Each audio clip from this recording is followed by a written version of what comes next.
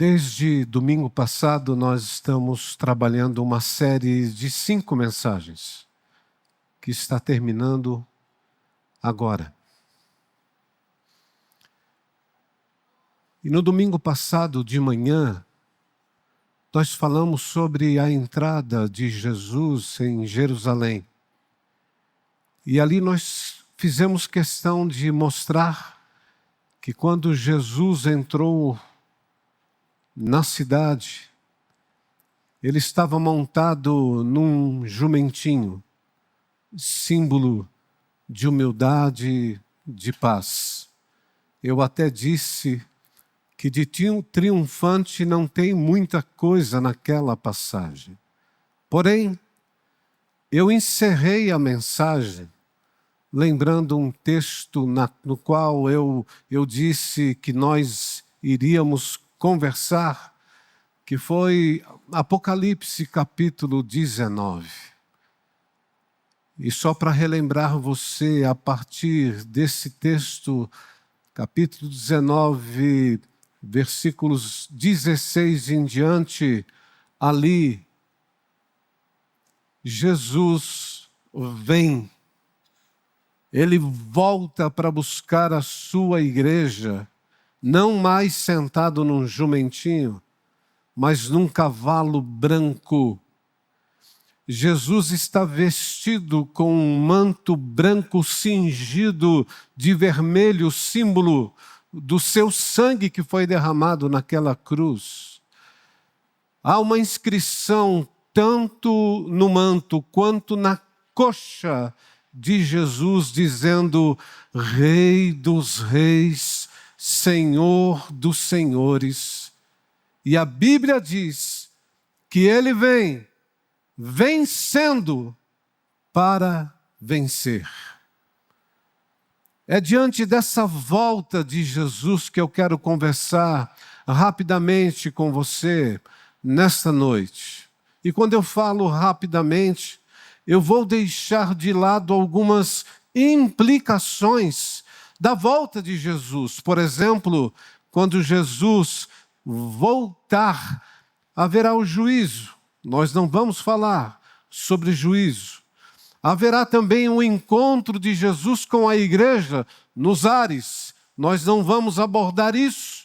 Haverá ainda novos céus e nova terra e o nosso lar, que também nós não vamos conversar. Eu quero tão somente, nesta oportunidade, relembrar vocês a respeito da volta de Jesus. Algo que, infelizmente, acaba sendo esquecido por nós no nosso dia a dia. E eu quero destacar o texto de Atos, capítulo 1, versículos 6 a 11. E eu peço que você acompanhe com os olhos no telão o que diz a palavra do Senhor. Então, os que estavam reunidos lhe perguntaram para Jesus: Senhor, é neste tempo que vais restaurar o reino a Israel?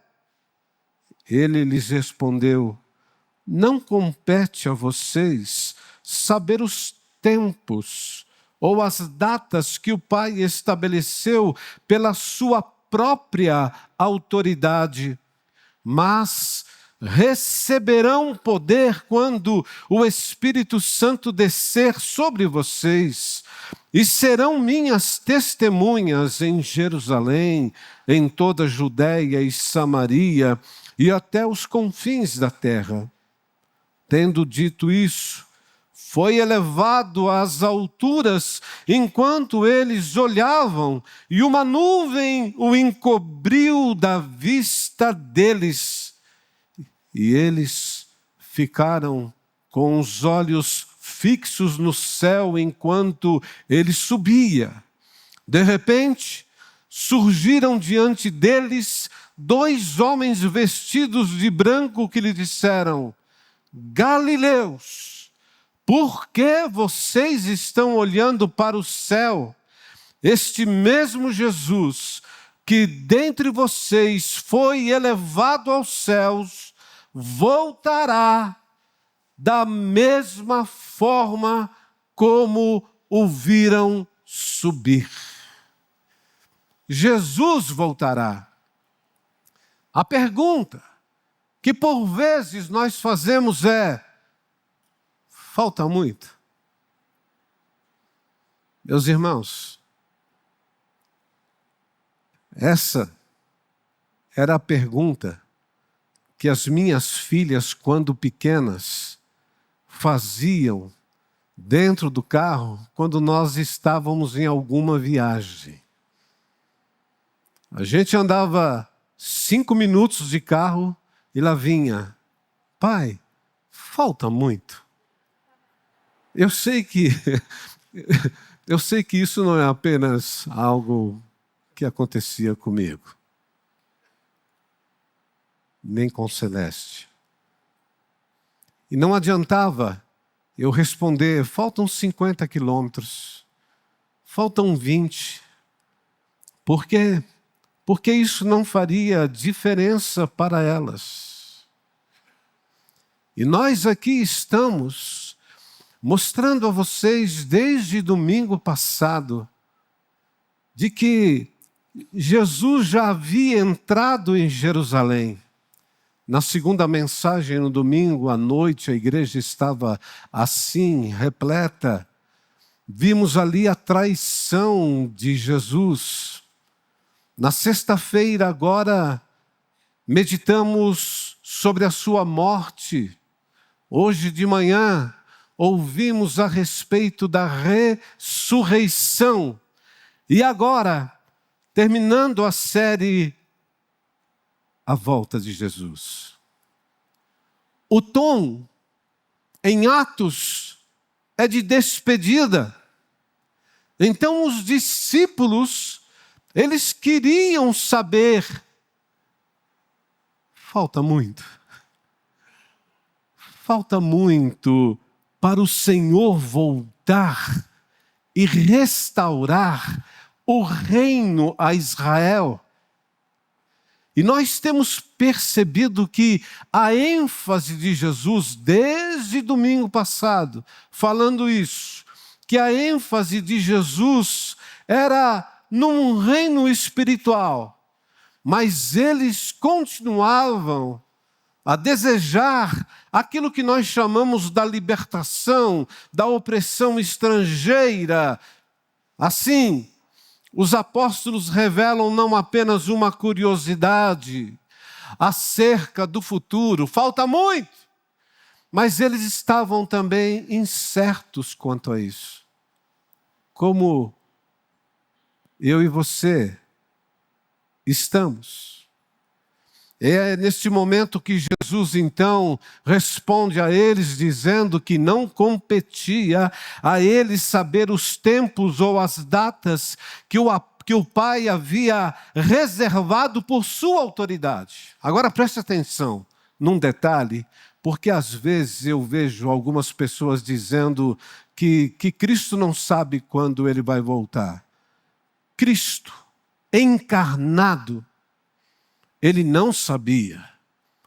Mas o Cristo glorioso, ressurreto, que está sentado à direita de Deus Pai, Todo-Poderoso, que conduz a história hoje, ele sabe. Ele sabe. Ele, com o Pai e o Espírito Santo, tem pleno controle da história e do calendário dos acontecimentos mundiais, e levarão tudo ao seu destinado fim, dando-nos uma certeza: Jesus voltará da mesma forma como ele foi visto subir. E todas as vezes que você encontra um texto bíblico falando sobre a volta de Jesus, quase sempre tem o retorno dele vindo dos ares. Impressionante isso. E para ele não nos deixar sem respostas. Há 2000 anos, ele já profetizou uma série de sinais da sua volta. Por isso que a nossa mensagem hoje, ela tem base em alguns desses sinais. Por exemplo, sinais que indicam que ele voltará. E esses sinais que você está vendo aí no telão caracterizam todos os acontecimentos entre a primeira e a segunda vinda que se intensificam à medida que o fim se aproxima. São eles. Jesus disse, aonde está isso, Eduardo? Por exemplo, Mateus, capítulo 24, se você depois quiser, veja lá. Jesus fala sobre o engano religioso e apostasia, isto é, o aumento de falsos profetas, o aumento de falsos cristos e o abandono da fé por verdadeiros crentes. Nós teremos crentes que vão abandonar a fé. Que triste notícia é essa.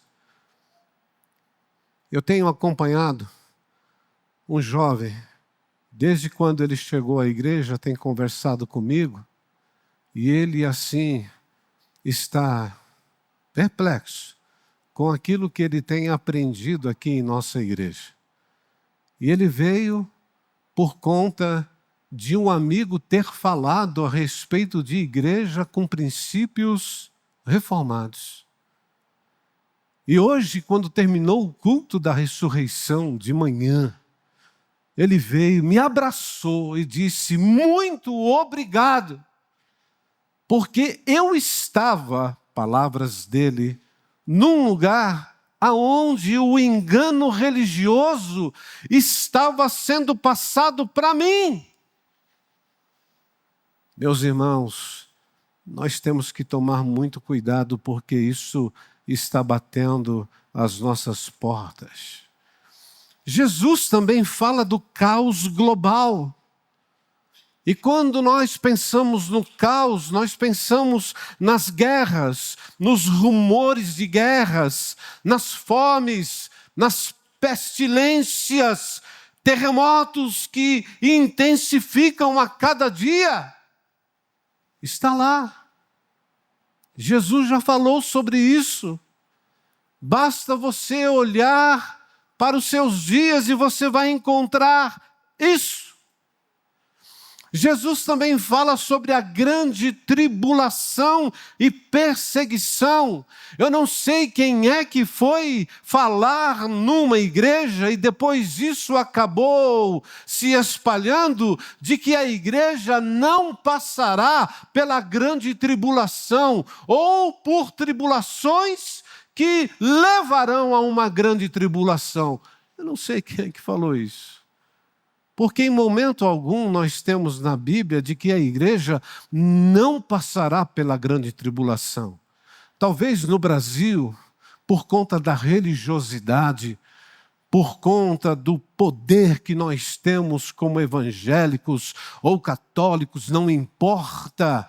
A liberdade nos faz viver de tal forma que nós não somos tão perseguidos assim. Mas, meus irmãos, você há de entender que há países no mundo onde a perseguição à igreja de Cristo, ela é. Nós estamos enviando, que está quase chegando lá, pastor Arquimedes Igi, num desses países aonde a perseguição é ferrenha. O que está acontecendo? Exatamente isso. Perseguição, grande tribulação, o aumento da perseguição contra cristãos e o aparecimento do homem do pecado, o espírito do anticristo que se opõe a Deus e à igreja. Como como será esse anticristo, esse homem do pecado? Eu dou um exemplo. Eu não estou dizendo que é ele, por favor, não vai sair daqui falando que é ele. Mas você, de repente, vê o presidente dos Estados Unidos dormindo e sonhando com um país, por exemplo, o Irã, e ele acorda dizendo assim, vamos lá, vamos entrar e vamos guerrear contra eles. Parece que a decisão é dele, tão somente dele. Tanto é que hoje, o que ele encontra de um país como o dele, que está contrário às decisões que ele tem tomado. Assim, o homem da iniquidade, o homem do pecado, meus irmãos, quando ele aparecer, será algo semelhante assim. Vamos importunar os crentes do Brasil. Entende? Nós estamos a caminho disso, não no Brasil, por favor, mas desse homem da iniquidade, que a Bíblia fala. Jesus também falou do esfriamento do amor, o aumento da iniquidade, do egoísmo, e as pessoas começam simplesmente a deixar de amar. O que eu estou dizendo aqui? Eu estou apenas indicando a vocês sinais que indicam que ele voltará. Mas há o último sinal profetizado pelo Senhor Jesus. Há vários sinais. Só isso daqui daria uma série de mensagens. Mas Jesus fala do último sinal, que é a pregação do Evangelho a todas as nações antes do fim. Em outras palavras, a expansão mundial da igreja, a proclamação do Evangelho e uma série de avivamentos espalhados pelo mundo. Enquanto nós estamos aqui, há muitos avivamentos acontecendo por aí. Muitos. E nós oramos para que isso aconteça no Brasil. Para fortalecer a igreja do Senhor. E nós sabemos também que todo avivamento também traz alguns problemas, mas esse movimento de Deus, esse movimento do Espírito Santo de Deus, por vezes ele varre uma nação e a transforma.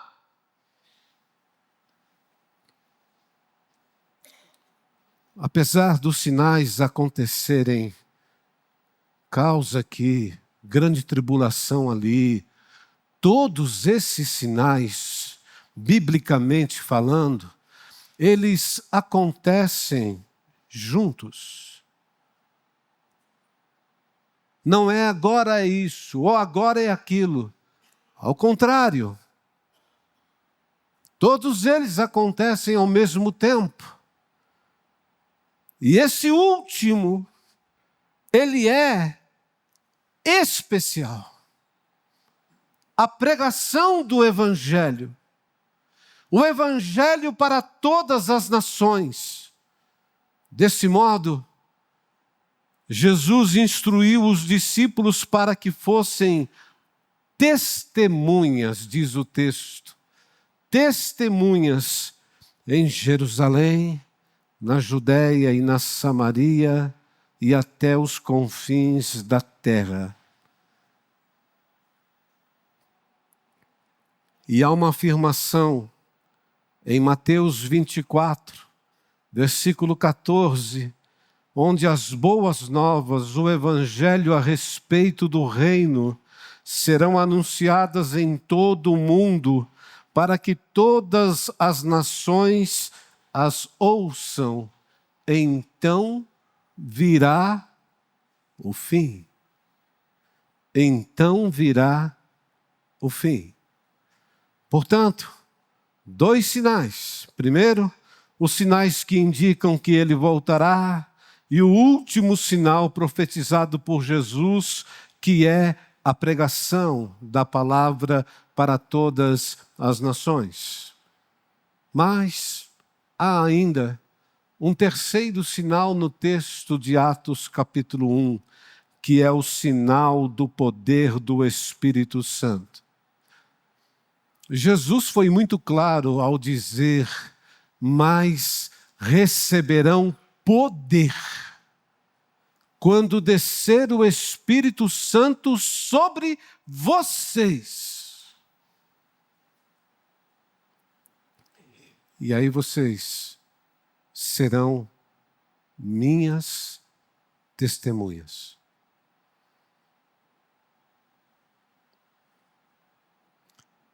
Quando Jesus foi batizado, nós estamos falando por volta de 30 anos de idade, o Espírito Santo desceu sobre ele e o fortaleceu para que ele se opusesse ao poder de Satanás. Onde que está isso, Eduardo? Mateus capítulo 3, versículo 16.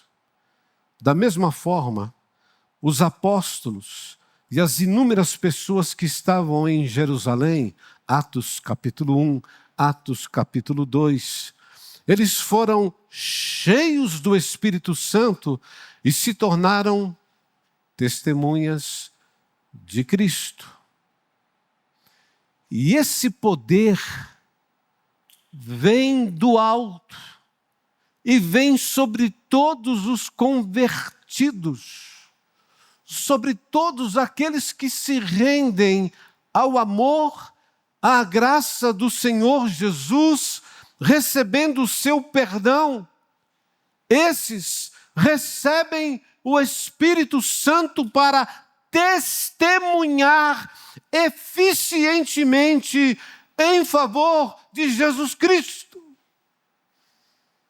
Portanto, quando nós falamos do sinal do poder do Espírito Santo, é um poder para nós testemunharmos a respeito dele. Não é para outra coisa, irmãos. Não é um poder para eu pregar melhor.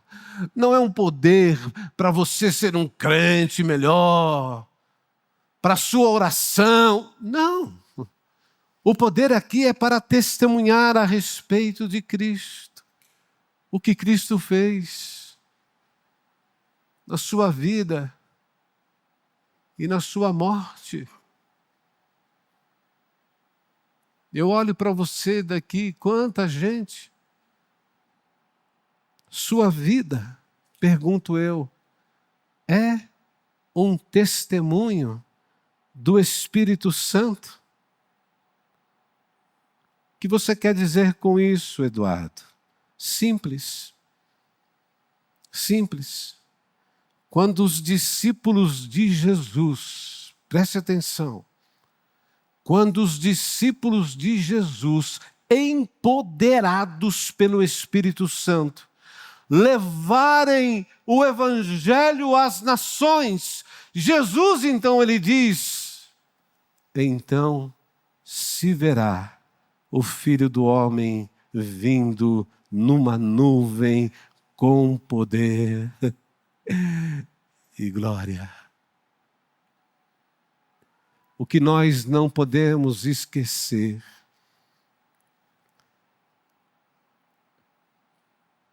é que Jesus disse que viria. E ele veio. Jesus disse que morreria. E morreu. Ele disse que ressuscitaria. E ressuscitou. E ele disse que voltará. Portanto, espere-o, porque ele voltará. Quem gosta muito de pregar sobre esse assunto é o pastor Hernandes Dias Lopes.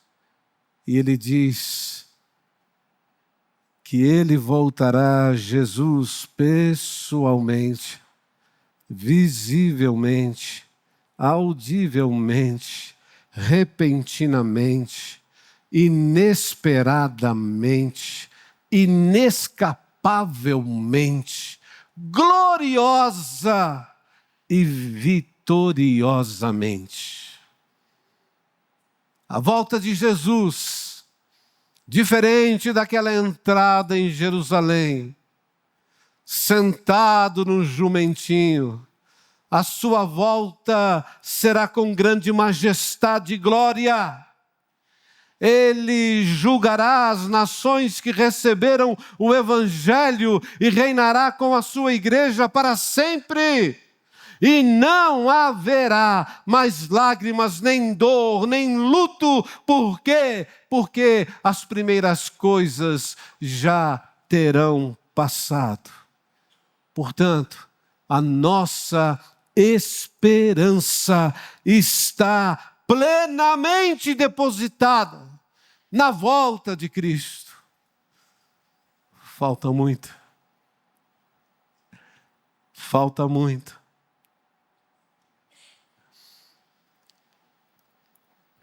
Você está preparado para receber o Senhor Jesus? Não esqueça, os sinais são evidentes. Eu lembrei alguns deles para vocês. O sinal primordial é Deus que continua avançando à frente da sua missão no mundo. E aí, nós lembramos as duas últimas palavras do livro de Apocalipse, que são desafiadoras. A penúltima palavra antes de fechar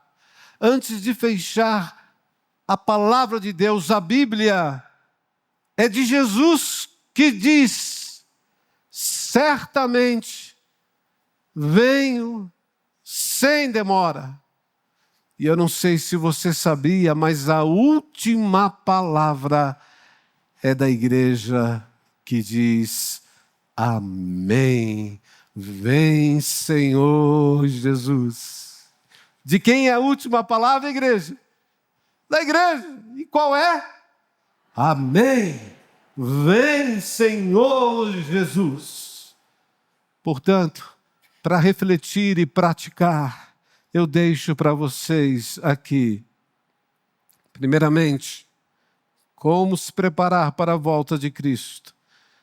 Eu diria: viva o Evangelho diariamente e ore: venha o teu reino.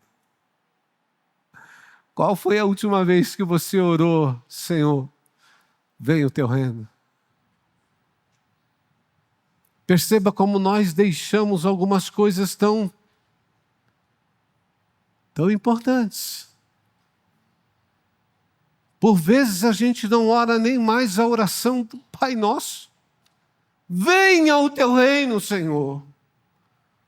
Seja feita a tua vontade, assim na terra como no céu. Por quê? Porque às vezes a gente pensa que o Evangelho é só para o outro, para a conversão do outro. Mas o Evangelho é para ser vivido por nós todos os dias, com essa expressão de adoração e oração: venha o teu reino. Em segundo lugar, viva a mordomia dos talentos e recursos. Como assim? Deus, àqueles que se rendem à graça do Senhor Jesus, recebem dons, recebem talentos, são abençoados. Administre muito bem aquilo que Deus confiou a você e coloque isso à disposição daquele que voltará. Mas o que você está falando? Eu estou falando da sua vida e tudo aquilo que faz parte da sua vida. Viva a mordomia desses talentos. Em terceiro lugar, viva o engajamento na comunidade local e na missão. Participe diretamente dessa obra. Toda vez que eu dizimo na minha igreja, eu estou contribuindo para que a igreja envie, abençoe missões. Eu faço isso. Mas Deus, Ele é tão bom e nos abençoa tanto, que além de contribuir desta forma, eu ainda posso contribuir mais para que a igreja avance, abençoando missionários. Portanto, é nesse sentido, viva esse engajamento, tanto na comunidade dos discípulos, dos adoradores, como também na missão. E por fim, viva a vida com os olhos no futuro. Jesus voltará. Jesus voltará. Como é que eu posso olhar para o futuro? Tem um versículo que vira e mexe, eu falo daqui da frente. Por que nós temos que olhar para o futuro? Porque Paulo nos ensinou uma coisa tremenda. Nem olhos viram, nem ouvidos ouviram, nem jamais penetrou em coração humano aquilo que Deus tem preparado para aqueles que o amam. Onde está isso, Eduardo? Está no futuro. Olhe para o futuro. Tenha o seu olhar no futuro. Por quê? Porque nós viveremos num lugar e num tempo preparado por Jesus, onde não mais haverá a presença do pecado que habita hoje entre nós. Agora imagine um mundo sem o pecado. E eu termino minha mensagem nesta noite lembrando uma máxima que é atribuída a diversos teólogos, que diz assim: trabalhe como se Cristo fosse demorar 100 anos para voltar, mas mantenha o coração pronto, como se Ele fosse voltar hoje à noite. Vocês estão olhando para mim daí que eu olho, estou gelado aqui. Amém, igreja? Amém. Jesus voltará? Aleluia. Amém. Maranata. Eu quero convidar você agora para juntos cantarmos essa música, que é uma expressão daquilo que cremos que vai de fato acontecer. E como igreja, nós estaremos vivendo essa realidade que nós vamos louvar e cantar ao Senhor.